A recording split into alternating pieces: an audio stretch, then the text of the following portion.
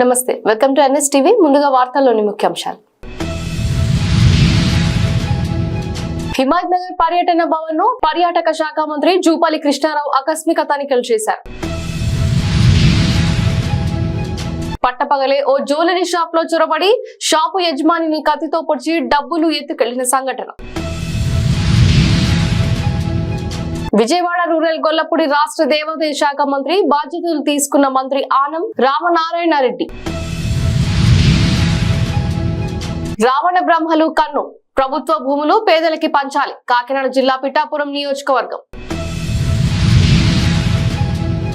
ఉన్నత లక్ష్యాన్ని ఎంచుకొని పట్టుదలతో చదివితే ఉజ్వల భవిష్యత్తుకు అడుగు పడుతుందని ఎమ్మెల్యే జి మధుసూదన్ రెడ్డి అన్నారు. మెదక్ జిల్లా నర్సాపూర్ నియోజకవర్గం కొల్చార మండలంలో రాష్ట్ర దేవాదాయ శాఖ అటవీ శాఖ మంత్రి కొండా సురేఖ పర్యటనలో ప్రోటోకాల్ వివాదం. రాష్ట్రంలో ప్రజల ఆరోగ్యం దృష్ట్యా ఫుడ్ సేఫ్టీ అధికారులు పలు బార్లు పబ్లలో తనిఖీలు చేపట్టడానికి తెలంగాణ రాష్ట్ర bar and restaurant owners association స్వాగతించింది. ఖైరతాబాద్ లో అసోసియేషన్ కార్యాలయంలో ఏర్పాటు చేసిన సమావేశంలో అసోసియేషన్ అధ్యక్షుడు దామోదర్ గౌడ్ మాట్లాడుతూ నూతన కాంగ్రెస్ ప్రభుత్వంలో ప్రజా ఆరోగ్యానికి పెద్దపీట వేశారని, అందులో భాగంగా హోటళ్లు, బార్లు, పబ్లు ప్రత్యేక టీంలు డ్రైవ్ చేపడుతున్నామని పేర్కొన్నారు. ప్రెస్ మీట్ పెట్టడానికి కారణం ఏంటంటే ఈ హెల్త్ డిపార్ట్మెంట్ వాళ్ళు ఈ మధ్య రెస్టారెంట్ల మీద మరియు బార్ అండ్ రెస్టారెంట్ల మీద ఈ యొక్క ఇది ఉందని చెప్పి సరైన ఫుడ్ లేదని మొత్తం ఇన్స్పెక్షన్ చేస్తారు, కేసులు చేస్తున్నారు. ఇది ఏంటంటే మా బాధ, మరి రెస్టారెంట్ కానీ బార్ అండ్ రెస్టారెంట్ కానీ ట్రేడ్ లైసెన్స్ మరి ఫుడ్ లైసెన్స్ తీసుకొని మంచి ఫుడ్ సర్వీస్ చేసినప్పటికీ కూడా ఈ కేసులు చేసి ఇబ్బంది పెడుతున్నారు. నేను అనేది అండి, హెల్త్ డిపార్ట్మెంట్ అనేది స్టేట్ బయట కనబడతలేదని నేను అంటున్నాను. బయట రోడ్డు మీద ఫుట్పాత్ల మీద కానీ లేకుంటే ఈ యొక్క మేము కూడా ఇది చేస్తున్నాం. పర్మిట్ రూమ్ ఉంది, మా యొక్క వైన్ షాప్ పర్మిట్ రూమ్ ఉంది. గతం నుండి కూడా 2 సంవత్సరాల నుండి ఎక్సైజ్ డిపార్ట్మెంట్ తీసుకుపోతున్నాం. అది రూల్ ఉంది 2526 అని. ఆ రూల్ ఇంప్లిమెంట్ చేయమంటే ఇప్పుడు కూడా చేయట్లేదు. అది దాన్ని కూడా మరి ఎందుకు పట్టించుకుంటే హెల్త్ డిపార్ట్మెంట్ పర్మిట్ రూమ్లో ఏమన్నా ట్రేడ్ లైసెన్స్ ఇచ్చిరా, ఫుడ్ లైసెన్స్ ఇచ్చిరా, మరి వాళ్ళ మీద ఎందుకు చర్యలు తీసుకుంటలేరు అనేది మా బాధ. అంటే ఈ హెల్త్ డిపార్ట్మెంట్ అనేది అందరం సమానమే, మనుషులం అనేది. అంటే రెస్టారెంట్లో మంచిగా పోయి డబ్బులున్న మహారాజులు పోతేనే హెల్త్ బాగుండాలని వాళ్ళ మీద చర్యలు తీసుకుంటున్నారు. మరి సామాజిక పబ్లిక్ పోయేసి రోడ్ల మీద తింటున్నారు, మరి అక్కడ పర్మిట్ రూమ్లో పోయి తింటున్నారు. వాళ్ళు ఏ విధంగా ఉంది అనేది ఒకసారి చేస్తే బాగుంటుంది మా విన్నపం. దీనికి అగ్నిస్ట్ కాదు, ఇక్కడ ఎక్సైజ్ డిపార్ట్మెంట్ వాళ్ళకు చెప్తున్న రూల్స్ ప్రకారం ఇంప్లిమెంట్ చేయమని చెప్పేసి అన్ని విధాలుగా సపోర్ట్ చేస్తున్నాం. హిమాయత్ నగర్ పర్యటన భవన్ ను పర్యాటక శాఖ మంత్రి జూపల్లి కృష్ణారావు ఆకస్మిక తనిఖీలు చేశారు. హాజరు పట్టిక, బయోమెట్రిక్ అటెండెన్స్ పరిశీలించి అధికారులపై అసహనం వ్యక్తం చేశారు. సమయ పాలన పాటించకపోవడం, హాజరు శాతం తక్కువగా ఉండడంపై మంత్రి ఆగ్రహం వ్యక్తం చేశారు.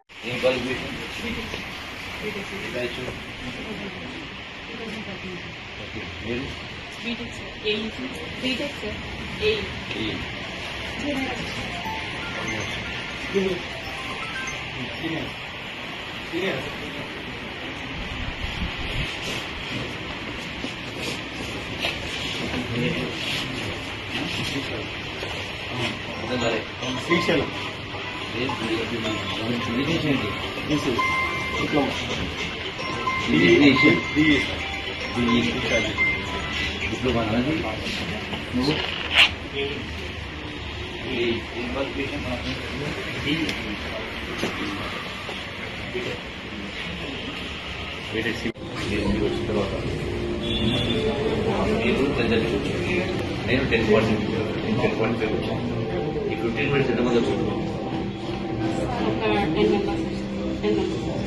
10 మెంబర్స్. ఎవరు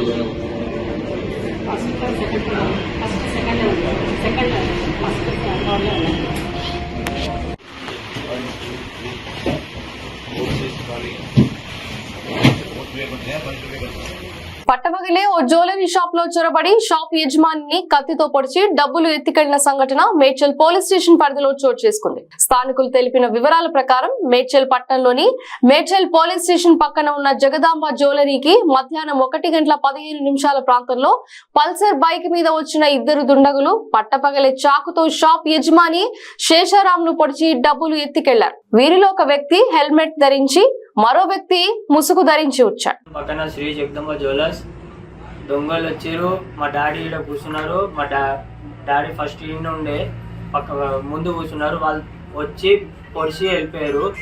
వెంక నుంచి కుర్చీ పడేసి కింద పడ్డారు. మళ్ళీ వెళ్ళిపోయారు ఊరికి. టైమింగ్ నా పేరు Suresh. Shri Jagadamba jewellers Medchal police station పక్కన. మా డాడీ ఇక్కడ కూర్చుండే, నేను లోపల ఉండే. అప్పటికి వాళ్ళ దొంగలు ఇద్దరు వచ్చి చాకు తీసుకొని వచ్చారు. ఒకడు బుర్కాలు ఉన్నాడు, ఒకడు హెల్మెట్ వేసుకొని ఉండే. బుర్కా ఆయన చాకు తీసి మా డాడీకి పొడిచిండు.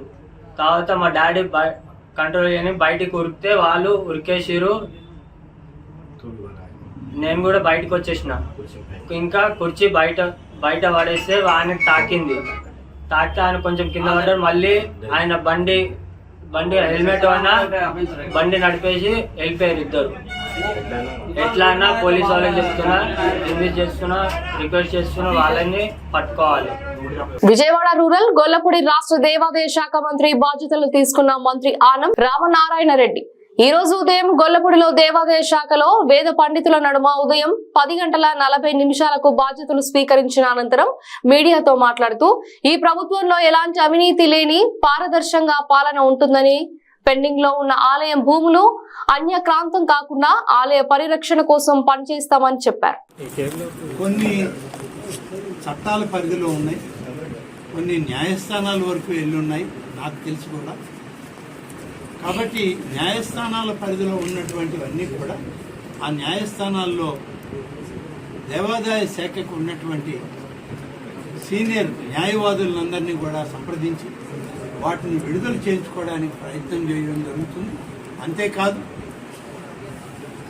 మన సచివాలయ స్థాయిలో అధికారులకు, అలాగే మంత్రిగా నాకు కూడా కొన్ని అధికారాలు, కొన్ని విచారణలు పెండింగ్లో ఉన్నాయని చెప్పి నాకు కమిషనర్ గారు చెప్పడం జరిగింది.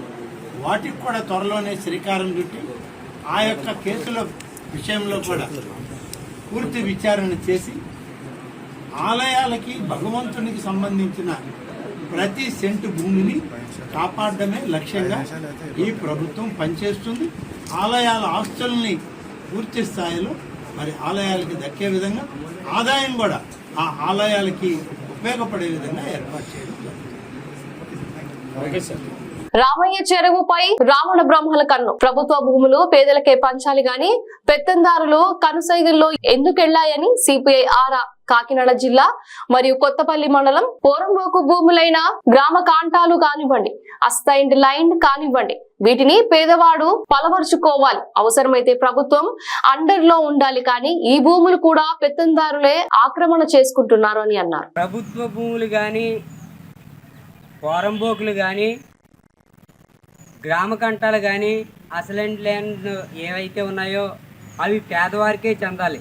కానీ ఈ రోజున భూస్వాములు కూడా ఈ ప్రభుత్వ భూముల్లో ఆక్రమణ చేసుకుంటూ పేదవారికి సెంటు భూమి లేకుండా చేసే పరిస్థితి ఇవాళ రామన్న చెరువు 147 సర్వే నెంబర్లో సొంటువారి పాకలకు ఆనుకుని ఉన్న చెరువులో భూస్వాములదంతా సాగుతూ ఉంది.